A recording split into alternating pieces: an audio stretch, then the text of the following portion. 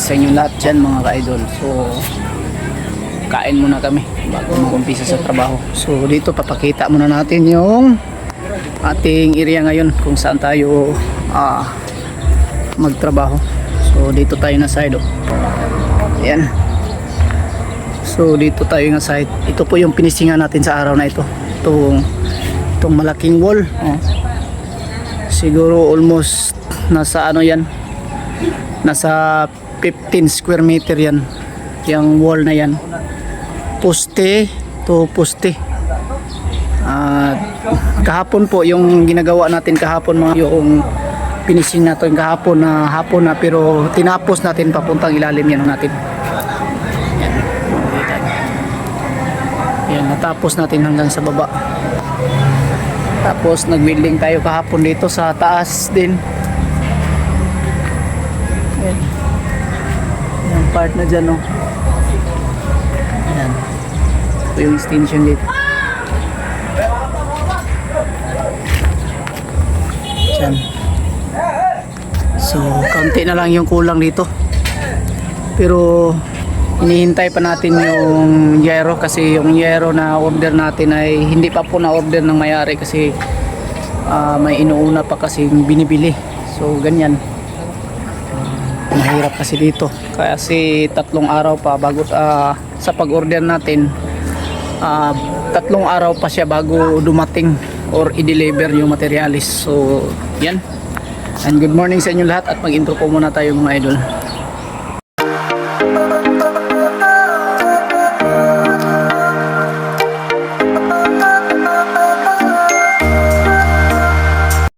Idol, ang ginawa natin dito bago tayo nag finishing ay kailangan ilinis muna natin yung baba. Yan, o, ilinisan natin yung mabuti. Yan, dito sa ligod. Yan, bago tayo mag umpisa sa gilid. Yan mga idol, at dito ang ating ginagawa kanina. So hindi pa natin natapos kasi ang sobrang laki, oh, ay sa baba.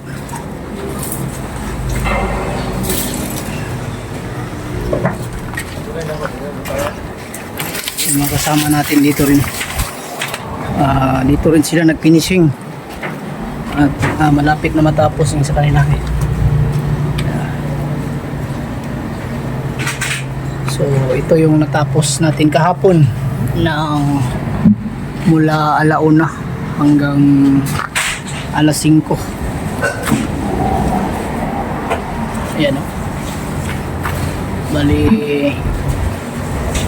isang wall at dito ngayon may apprentice tayo dito.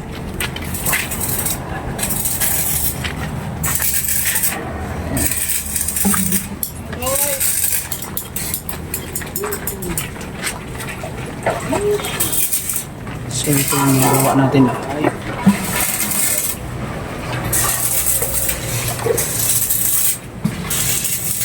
Yung kasama natin sa taas. Malapit na po sila matapos dun sa pag-welding. Yan, o,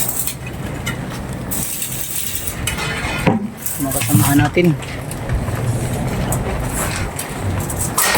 Bubong na lang po ang iniintay para Gong, butangi ako agong. Pakabalbi lang, Gong.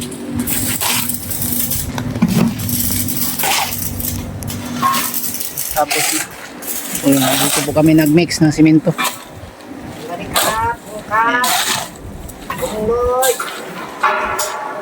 Sila po yung nag-mix ito. May apprentice tayo dito. Isang laborer na gustong matuto. Yun, isang laborer na gustong matuto ng mason. Ayan, pinagbigyan natin para at least makatulong din sa kanila. Mga laborer na gustong matuto, yan, dapat masipag. Yan lang po ang payo natin.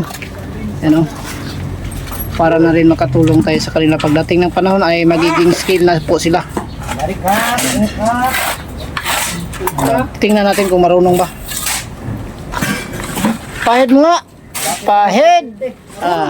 Malapit na magpurpite.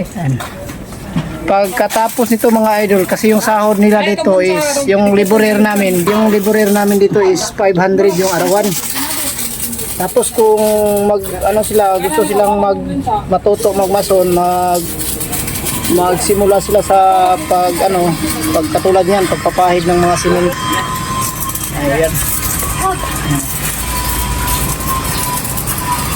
Kung gusto nilang maging skill, bababa yung sweldo nila. Ayan. Baba. Maging 450 na lang kasi skill naman. Problema. Diba okay yan? 450 basta skill na. Basta matuto na. Ay, wachay. Wachay.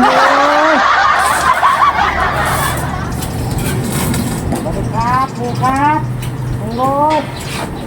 Bukan oy.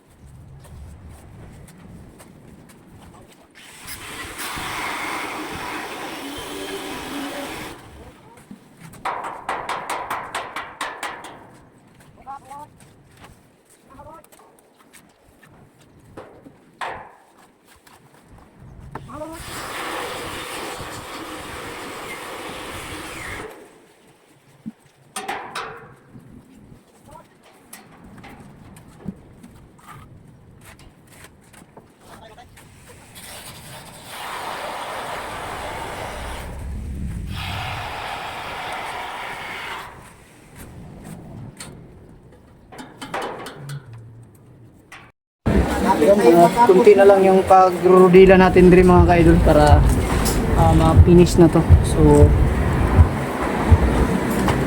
pagpasensyahan nyo muna kasi paulit-ulit na lang yung trabaho natin dito. Finishing na lang, balik-balik na lang.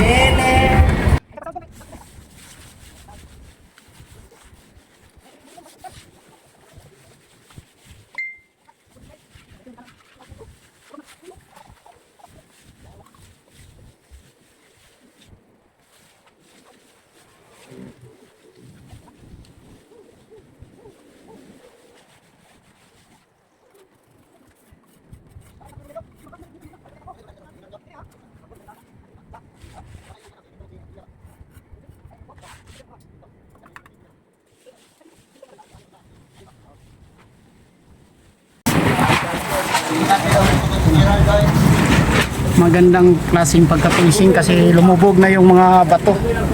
At sa pag-apply natin ng skim coat dito ay kakaunti lang po yung skim coat na magagamit natin. So yan.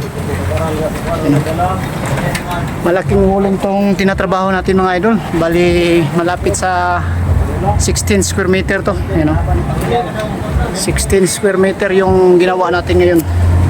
hanggang alas 2 ng hapon ngayon. Mula kaninang nagumpisa tayo mga 10 o'clock kasi linilinis pa natin kanina dito, tapos nag-layout tayo. So nagsimula tayo pag finishing mga 10 o'clock hanggang 2 o'clock. So yan, video muna natin yung natapos ng ating mga kasamahan. So yan, yung mga kabilya ay tapos na po yan na pinturahan. Yung mga winilding, kita natin ng malapitan. Ayan, nakapintura na. Sa taas.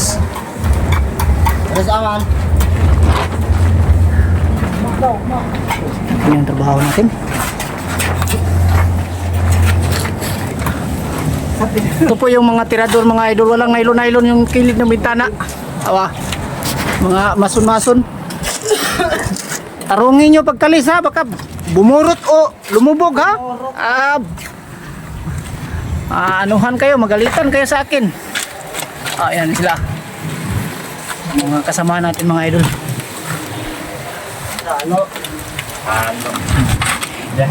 Ito yung princess namin, mga alas 8 na gumising sa umaga. Ayan, si Baklaw. So ito mga idol, pinapinturahan natin yung mga yun lang natamaan ng welding idol.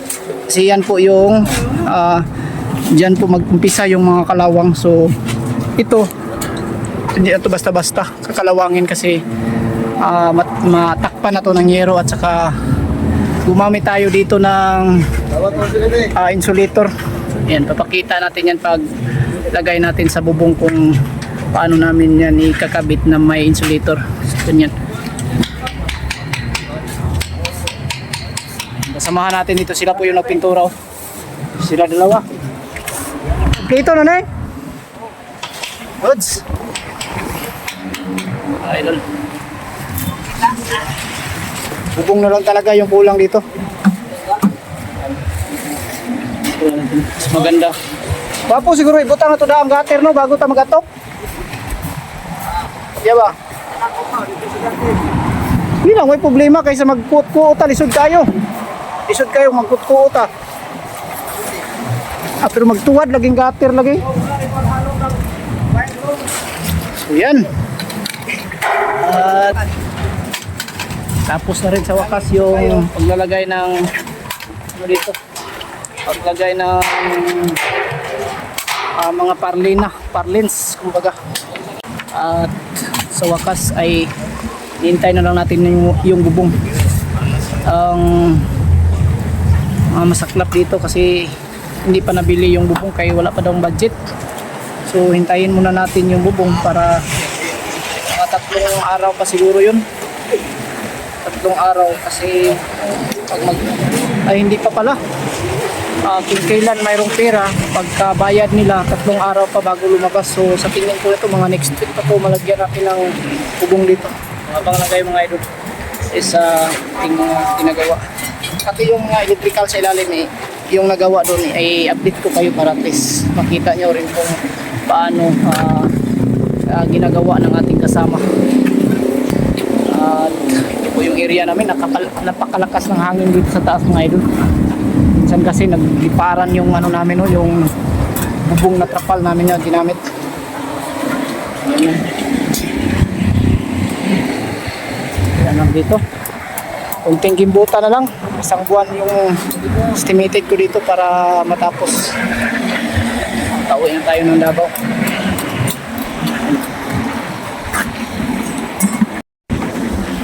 Wait ng pagkalagay ng mga parlins. Ito yung mga parlins o tubular na ginagamit natin. Napakatuwid. Yan. Hindi tayo mahihirapan paglagay ng yero. So ganyan lang ka basic yung paggawa. So yung overlap na ginagawa namin dito mga idol, overlap galing doon sa makikita nyo dito, galing siya dito, galing dito papunta doon sa labas is 150 cm po. Ayan, pati doon sa dulo yung overlap na papunta doon sa may likuran is 150 cm pa rin. Ayan. So ito na lang talaga yung natirang mga kabilya dito sa lugar. Ay ito na yung gagamitin natin dito sa ilalim para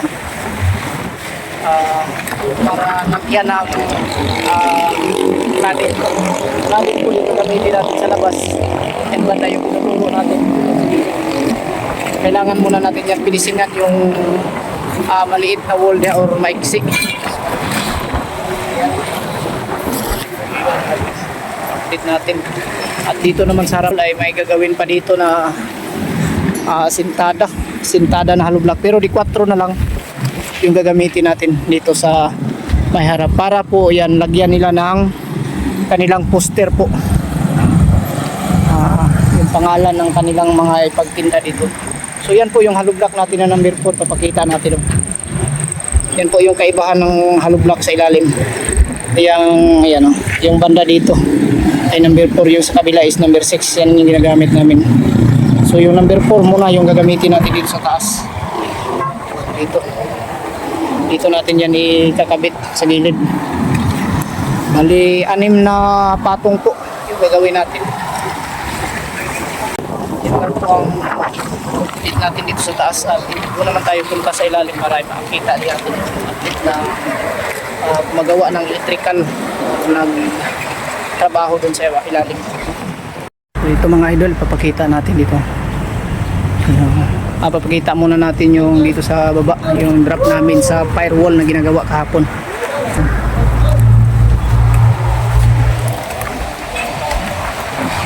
Ayan.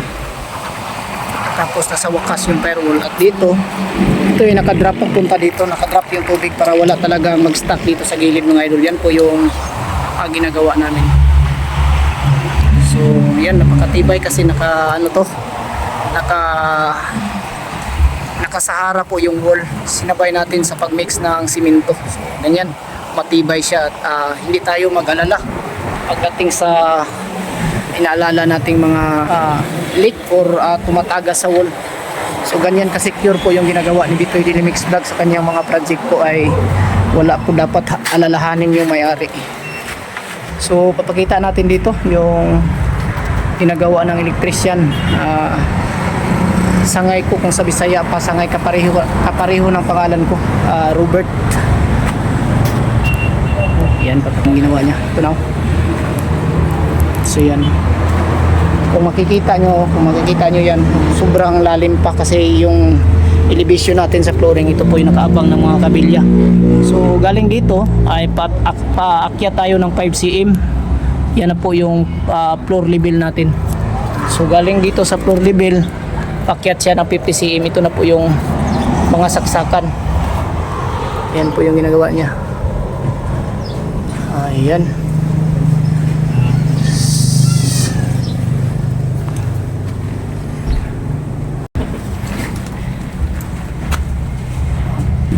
Ito na po yung panel board mga idol. Paakyat, daming hose na nakalagay. So dito may box din dito sa baba. Sa purpose na sa ilalom nga Ika na sa gawas nga sa padulong sa ilalom. Min. Sa min. Sa gawas. Diyan ko yagi ang nasa kanan. Di na pod. Pati ang sa breaker sa bigas kwarto. Dire. Lalom na diyan. Di na mo agi. Okay. Ito mga idol yung ginagawa. Dugtong. So yan, yung latest update natin dito sa ginagawa sa ilalim ng electrician. Kaya nga hindi namin pinipinising dito sa loob mga idol kasi may ginagawa pa yung electrician dito. At binabaon niya muna sa wall yung kanya mga PVC bago kami magplaster para hindi na po doble yung trabaho, no? So at least makakatulong rin tayo ng kunti sa kanya at tayo na po yung magpinis ng kanyang binabaon na mga PVC. Yan lang po muna ang vlog natin sa araw na ito. At maya ay mag shoutout na tayo sa ating mga mahal na viewers. Araw-araw na lagi kong nagpapa shoutout. Yan. Yung ginagawa, nag-akyat kami para mapalit asintadahan namin bukas. Oh. Inaakyat nila yung hollow block. Yan. Sila po yung nag-akyat. Ganyan yung pamamaraan namin para mas madali lang pag-akyat sa taas. Mga idol, at tapos dito ang pagpinising dito kita natin. Itong sa labas, kakaunti na lang talaga. Ang pagpipinising dito. So, pakita natin yung natapos natin. Yung mga kantuhan na lang ng bintana ang natira dito sa labas banda. Ayan. Ayan. Bali, kaunti na lang talaga. Yan, mga kantuhan na lang ng bintana po yung natira kasi inuuna natin yung mga wall. Yan. So, yan ang makikita natin. Kaunti na lang talaga makikita natin yung kabuuhang building pagka matanggal na po tong mga kahoy na nakatukod, no? So, ganyan, abang-abang lang kayo po, mga idol. Kaunti na lang talaga at mabuo na natin tong commercial building ni Solano. Ayan. Kaunti na lang at napakalinis ng pagkagawa namin sa mga finishing, mga idol. Ganyan kami magtrabaho. Kailangan pulido. Kahit mababa po yung presyo ng ating ano dito, trabaho, no? Pero at least ginagawa natin na na maganda yung trabaho. So ganyan, kaunti na lang talaga. At doon sa kabila ay nag-umpisa na rin. Yan po, ito na po yung banda sa labas na mga idol, labas. At yan po yung nasa gilid, yung banda dyan sa gilid. Kasi sa loob naman yan, kasi kung lagyan na natin yung bubong sa loob na yan. Ito lang yung sa labas, yan paikot dito. So ito lang po yung sa labas, yan paikot yan. At yan, ito na lang po yung kulang sa finishing sa labas, mga idolo. Ayan. At dito natapos na rin natin dito sa kabila, paikot dun. So ganyan. Thank you. At tapos sabay natapos rin yung paglagay ng mga parlins at pag-welding, pagpintura, yan tapos na. Bubong na lang po yung kulang dyan. So thank you sa inyo. Yan mga idol, magandang hapon sa inyo dyan. Ngayon ay magsa-shoutout po muna tayo sa ating mga mahal na viewers, no, na araw-araw ay lagi pong nagpapa-shoutout. Ayan. Shoutout kay Rolando Perez from Kalinan. Ayan. Rolando Perez from Kalinan, Singgit daw. Iyahanim. Ayan. Rolando Perez, good afternoon at ingat ka palagi dyan sa Kalinan. Melinda Puras from CDO. Yan. Noel Mangharis from Germany. Yan. Shout out sa inyo lahat dyan, mga idol. Ingat kayo palagi dyan sa Germany. Yusdada Ridubanti from Mandaluyong City. Ayan. Lily Rose Coronado from Banga, South Cotabato. Ayan, araw-araw si idol ay laging nagpapa-shout out. Miriam De La Rosa from Nueva Ecija. Ayan. Shout out sa iyo, idol. Kay Rita Tan watching from Taiwan. So shout out sa inyong lahat. Maraming salamat sa araw-araw na panonood ng ating video at pagsuporta, no, sa munting channel, sa Bitoy Dilimix Vlog. Sana po ay hindi kayo magsawa, mga idol. Kahit yung mga video natin dito ay pang construction, pero alam kong sumusuporta pa rin kayo sa akin. Thank you. At sa lahat ng nagsuporta po sa Pugong Biyahero Team, thank you sa inyong lahat, mga idol. Malaking tulong po yung panonood nyo sa kanila, dahil po sa inyo ay sila po ay nagpursiging nagsusumikap at umakyat sa mga kabundukan para maihatid po yung tulong ng ating mga katutubong aninirahan sa mga liblib na mga bundok na naghihirap sa kanilang mga kalagayan at sa pamumuhay. Thank you rin sa mga lahat ng sponsor, no, na tumutulong sa Pugong Biyahero. Malaking tulong po yung pagbibigay niyo ng tulong sa kanila po, mga idol, dahil isa kayong bayani kumbaga sa ating mga katutubo, na sila po ay naibsan po yung kanilang kunting naibsan ng kunti yung kanilang kahirapan po. So thank you sa inyo lahat, at yan lang po muna ang vlog natin sa araw na ito. God bless us po, us all, and bye bye.